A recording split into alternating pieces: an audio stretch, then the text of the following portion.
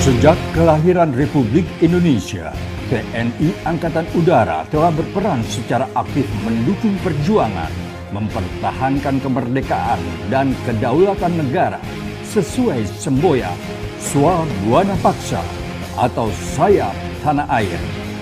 Selalu berjuang mengawal kemerdekaan Indonesia adalah jati diri TNI Angkatan Udara sebagai tentara rakyat, tentara pejuang, tentara nasional, dan tentara profesional. Sejak kelahirannya pada tanggal 9 April 1946, Tentara Republik Indonesia Angkatan Udara yang disingkat dengan TRI AO selanjutnya berganti nama menjadi Angkatan Udara Republik Indonesia AURI dan saat ini menjadi TNI AU, memiliki tugas utama selaku penegak kedaulatan negara di udara. Sejarah merekam perjuangan para pahlawan TNI Angkatan Udara sejak awal merebut dan mempertahankan kemerdekaan, seperti operasi serangan udara ke posisi Belanda di Ambarawa dan Salatiga, tertembak jatuhnya pesawat Dakota VTCLE di Desa Ngoto, Yogyakarta, operasi dukungan udara dalam operasi Trikora untuk mengusir penjajah Belanda di Irian Barat, operasi Dwi Kora di Kalimantan, operasi Seroja di Timur Timur, serta aneka operasi bantuan penanggulangan bencana alam dan kemanusiaan, baik di dalam dan luar negeri. Semuanya tetap dengan semangat perjuangan membela kepentingan negara kesatuan Republik Indonesia yang berdasarkan Pancasila dan Undang-Undang Dasar 1945. Sesuai Undang-Undang Republik Indonesia Nomor 34 Tahun 2004 tentang TNI Angkatan Udara, memiliki tugas melaksanakan tugas TNI Matra Udara di bidang pertahanan, bertugas menegakkan hukum dan menjaga keamanan di wilayah udara yurisdiksi nasional sesuai dengan ketentuan hukum nasional dan hukum internasional yang telah diratifikasi.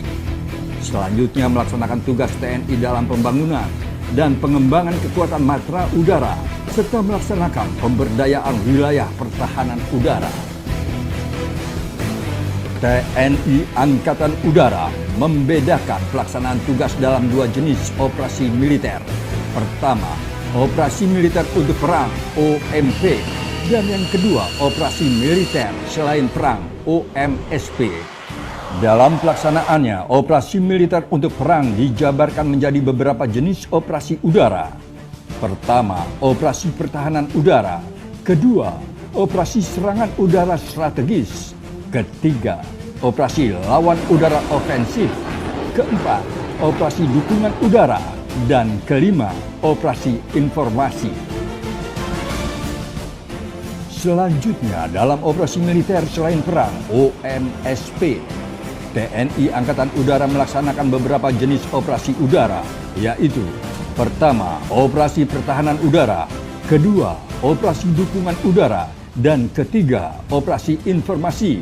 Ketiganya digunakan untuk mendukung tujuan operasi, yaitu pertama, mengatasi gerakan separatis bersenjata, kedua, mengatasi pemberontakan bersenjata, ketiga, mengatasi aksi terorisme, keempat, mengamankan wilayah perbatasan, kelima, mengamankan objek vital nasional yang bersifat strategis, keenam, melaksanakan tugas perdamaian dunia sesuai dengan kebijakan politik luar negeri, ketujuh, mendukung pengamanan Presiden dan Wakil Presiden Republik Indonesia beserta keluarganya, kedelapan, memberdayakan wilayah pertahanan dalam rangka sistem pertahanan semesta, kesembilan, membantu tugas pemerintah di daerah, kesepuluh, membantu kepolisian dalam rangka tugas Kamtibmas sesuai undang-undang,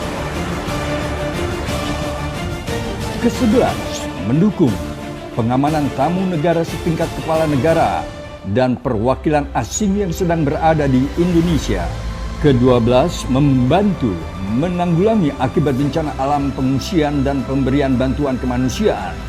Ke-13, membantu pencarian dan pertolongan dalam kecelakaan. Ke-14, membantu pengamanan pelayaran dan penerbangan terhadap pembajakan, perompakan, dan penyelundupan. Penggunaan kekuatan angkatan udara dalam operasi militer, baik secara operasi mandiri maupun operasi gabungan di bawah Komando Tentara Nasional Indonesia, dilaksanakan melalui perencanaan terperinci untuk menghalau ancaman terhadap tujuan dan kepentingan nasional dengan pengerahan kekuatan udara sesuai dengan sasaran, waktu, tempat, dan dukungan logistik yang telah ditetapkan sebelumnya. Penggunaan kekuatan tempur Angkatan Udara dijabarkan lewat 5 operasi udara.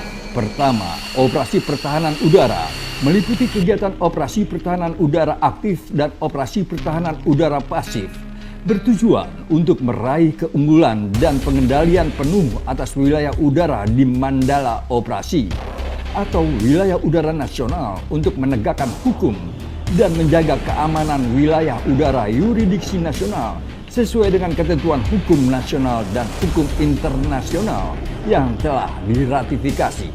Pelaksanaan operasi pertahanan udara nasional dilakukan selama 24 jam sepanjang tahun di bawah Komando Pertahanan Udara Nasional atau Kohanutnas yang mengendalikan operasi satuan-satuan radar pertahanan udara, peluru kendali dan artileri pertahanan udara, serta satuan pesawat guru sedang siaga senantiasa menjaga dan menghadang pesawat asing tanpa izin yang melintas di wilayah kedaulatan udara Indonesia. Operasi udara kedua adalah operasi serangan udara strategis, meliputi kegiatan operasi pengamatan dan pengintaian udara strategis, kegiatan operasi penyerangan udara dan operasi perlindungan udara. Semuanya dilaksanakan untuk mengamati, mengidentifikasi, menyerang, dan menghancurkan sasaran-sasaran lawan yang merupakan pusat kekuatan bernilai strategis guna menetralisir kemampuan perang dan merusak motivasi perang pemimpin